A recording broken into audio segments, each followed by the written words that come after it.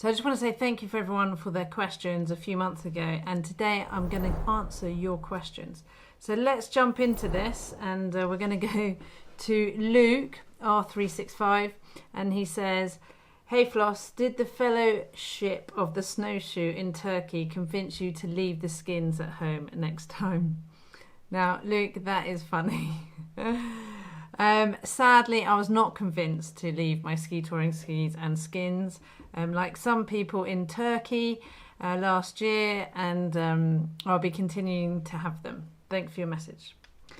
Now, going to Gary. Hey Gary, are you running any introduction to off-piste courses next season? So Gary, for next season, I'm very excited about what's happening. And there's a lot going on. Haven't got anything running at the moment for introductory for off-piste, but there might be some in the planning. So keep in touch and keep on my newsletter. I'll pop the details down below, and I'll stay in touch with you on that one. Now over to Steve. Hi Steve, if you're watching. Tips for finding healthy food at ski resorts. It seems to be pizza, pasta, chips. Where is all the fruit and veg and salad, etc. This is one of the reasons why Steve generally goes off self-catering and tends to take packed lunches. But still, it must be possible. Yeah, Steve, it is possible to find good, healthy food in ski resorts. One thing I would suggest for you to say or to go to is actually the information centre of the ski resort that you're going to. Also, you'll find some Facebook. I can't speak. Also, you'll find some Facebooks that you can join in and you can ask the locals where to go. But there are, and actually in the last few years, I've noticed that there's a lot more healthy food accessible in ski resorts. You just got to look for it. I'm going to Tony. Hi Flo, hope to see you again in Teen in December. Tony, you will. I will be on the Snowheads pre-season bash and also the pre-pow this season in Teen. So Tony, I'll see you there. Thank you for your message. I'm sorry to say that you're stuck in a fridge all summer. Off to answer Louise's question. What's the best week of the season in Teen and Val? Thanks for the vids. Thanks, Lou. Really, one of my best weeks of the season is actually after New Year week. I feel that the crowds have gone and the snowpack is a lot more denser, a lot more heavier. So for off-piste skiing, you've got more of a base. So I actually enjoyed that week. It's one of my best weeks. And also, believe it or not, the last week of the season is really good at the moment because everyone goes away and it's quiet. And because Teen and Val are so high, it's always snowshoe. So those 2 weeks, the week after New Year, if you can, and also the last week or couple of weeks of the season. So over to Scott Courtney. Hey Scott, thanks for your question. Looking for some general fitness plans to keep me in shape for next season. Do you have any tips? Wow, this is a big one. So tips to generally keep you fit. I try and cross train. So I really try and train with cycling. So road cycling, spin cycling or downhill. And I try and do up to 2 or 3 hours most days if I can for endurance. That goes with running as well. Running really works well. So cross-training with running, if you can. Also with the cycling, if you can.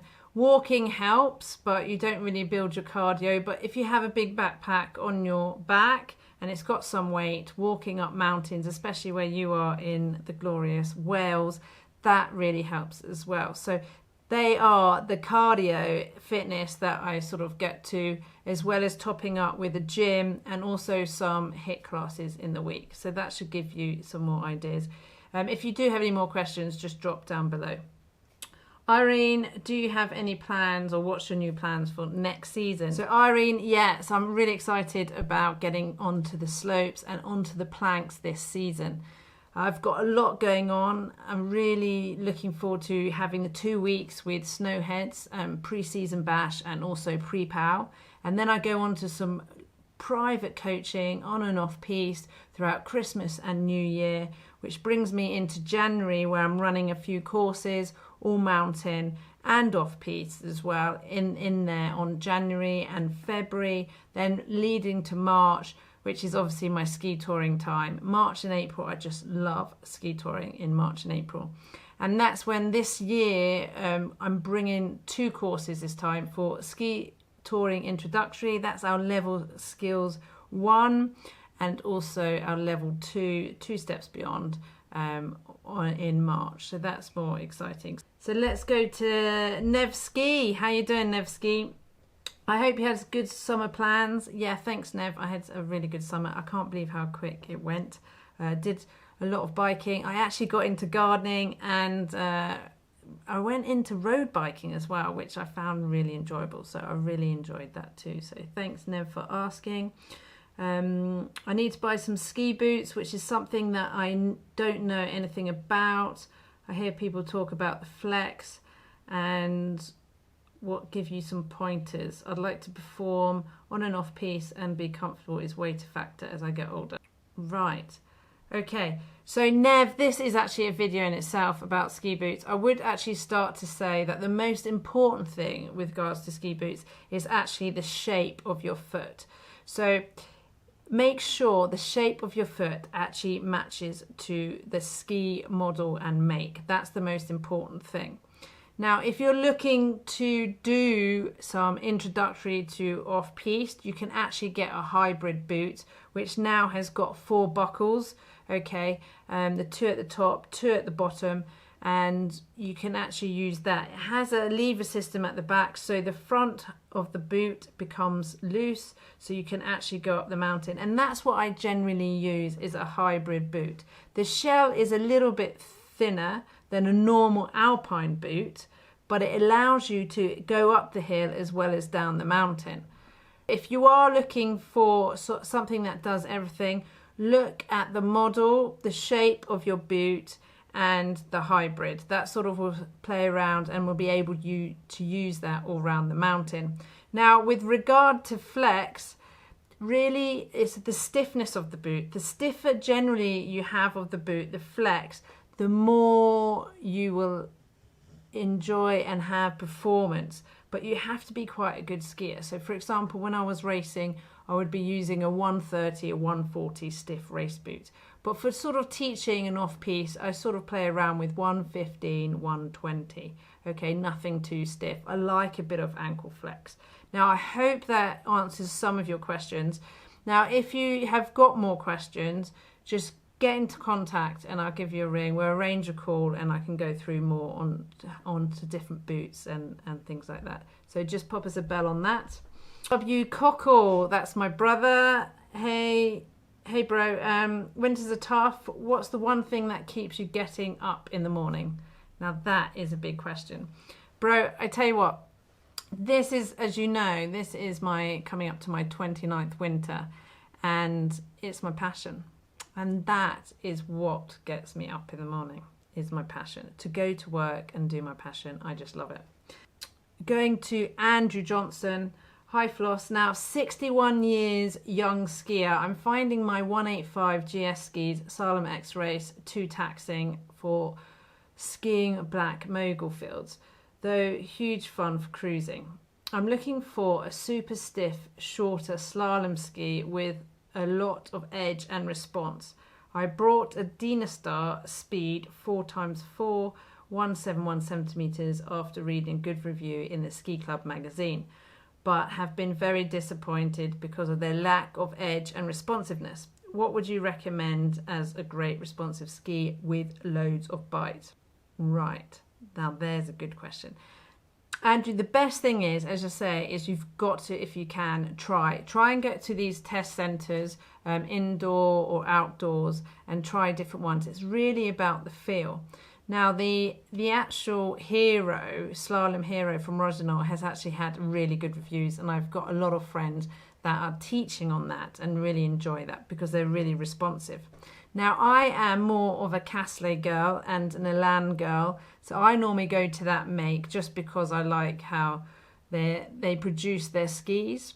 But really, give the Rosenau Hero out a chance and also have a look at the Salomon too as well on slalom racing. But generally you'll find that it's a really good idea is actually to test them if you can before buying. That's a real big one. If you've got any more questions, just drop them down below as well.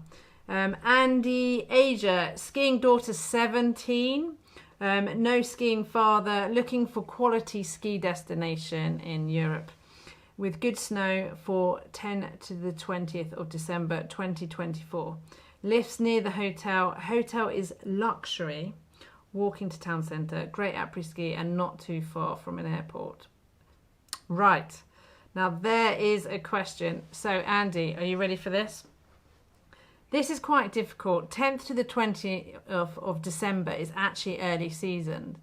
And what's happening at the moment is the seasons are shifting. So really the snowfall is coming later. So my recommendation to you will be actually going to a higher resort. Now, the problem is going to a higher resort, which is snowshoe, is that the distance to the airport is a lot longer. So you're always going to be looking at 3.5 hours long. So it's really hard to actually reach everything that you want there. So if you want a luxury hotel close to the slopes, snowshoe for that time of year and close to the airport, it's really hard task to find. I would look at high resorts first, try and find resorts that literally are 1,800 meters and above, and then go from there. But generally you will find that you will have a longer transition to the airport and the ski station. For skiing and skiing out, really the best resorts are pretty much in Europe, if you know, so keep to Europe for that without a doubt. The après-ski, the best, I have to say, is Austria. I always find Austria is really good and a good crack for drinking and après-ski. So for example, if you were going to come to this valley here, for example, and you wanted to somewhere ski in, ski out, we've got a lot of resorts. We've got La Rosière, we've got Val d'Isère, we've got Tignes, and we've also got Les Arcs that are snowshoe. But the difficulty with that is actually the transfer. The transfer will be, you know, normally 3 hours, sometimes 4 hours with traffic. So research on the high resorts. I'd go high resorts first and then work from there. Same again, drop more questions. Let me know how you get on. So Andy McKeans, hey Andy, thanks for your message and getting in touch. What do you suggest I do with my skis until next season? Is it worth putting WD-40 on the edges to stop them rusting? Thanks again, I love your videos. So Andy, you can put WD-40 onto the edges. That's not a problem. But really, the best thing I do is I actually keep the wax and I spread the wax of the skis actually onto the edges, because then that protects them for rust, but also protects them from any collisions or anything, any marks and dents. So that's more of a natural way of doing it. I sort of avoid the WD-40 effect. And then switchly over to Howard Mathewson. When are you planning to intro to ski touring weeks in 2025, please? Howard, lots going on. I've just released that I'm running 2 weeks of ski touring skills weeks in March, and it's going to be based in Saint Foy for Powder Mad. Now, week 2 will be level 1 step beyond. Okay, so it's this for people that want to get into ski touring and have never done it and want to do a little bit. And then level 2 is actually for intermediate skiers who've had some ski touring experience and they want to push their skills further and they want to get into the backcountry and be more self-sufficient. So that's more like a discovery and coaching led and a lot higher end, higher fitness, higher ski ability and more experience. Now, for more information, just get in touch with me down below and I can send you more details of that. It would be good to have you on one of those courses.